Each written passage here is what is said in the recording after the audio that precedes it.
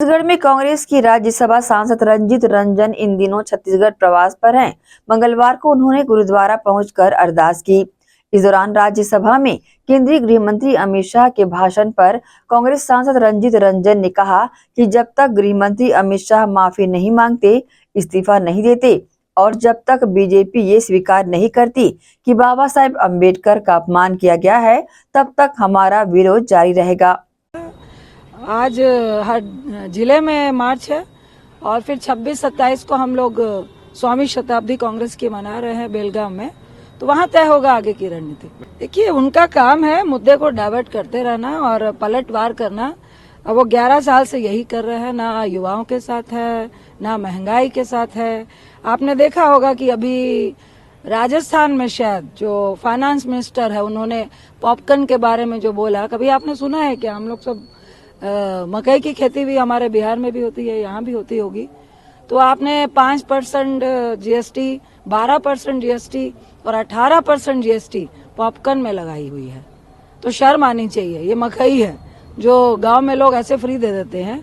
और अभी राहुल जी भी गए, प्याज का दाम क्या है, आलू का दाम क्या है। पहले जो महीने के 2000 की सब्जी आती थी, अब एक हफ्ता भी नहीं चलती है। तो ये मुद्दे को डाइवर्ट करते हैं। लगातार भाजपा उनको माफी मांगनी चाहिए। 2014 में भाजपा कह के आई, और मुझे तो लगता है तब तो मोदी साहब प्रधानमंत्री को माफी मांगनी चाहिए।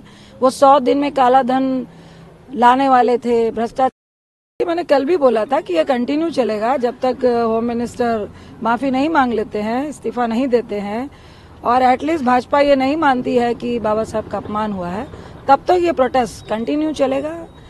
आज हर जिले में मार्च है और फिर 26-27 को हम लोग स्वामी शताब्दी कांग्रेस की मना रहे हैं बेलगाम में, तो वहां तय होगा आगे की रणनीति। देखिए, उनका काम है मुद्दे को डाइवर्ट करते रहना और पलटवार करना। अब वो 11 साल से यही कर रहे हैं, ना युवाओं के साथ है ना महंगाई के साथ है।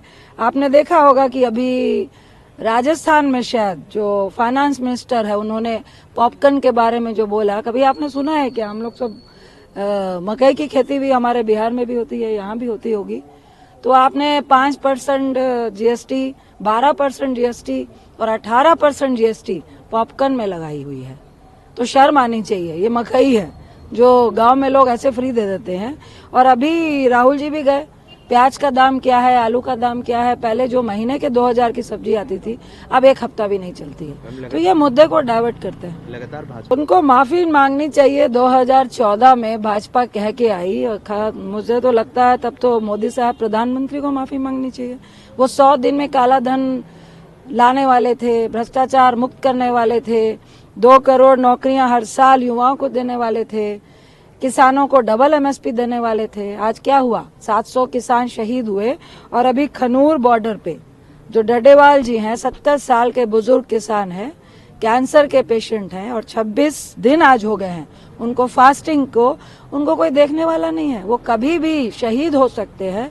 तो क्या भाजपा ने कभी उनके बारे में चर्चा की है क्या? अभी छत्तीसगढ़ में हूँ, लेकिन कांग्रेस कंटिन्यू सदन के भीतर भी इस बात को उठा रही है कि बांग्लादेश में जो माइनॉरिटीज हैं, जो हिंदू माइनॉरिटीज हैं, ईसाई है, उनपे जो अन्याय हो रहा है, उसके लिए हमारी सरकार को हस्तक्षेप करना चाहिए। उनकी सुरक्षा के लिए सारे वादे करवाने चाहिए और वो सुरक्षित है, सुरक्षित रहेंगे, इसकी गारंटी लेनी चाहिए।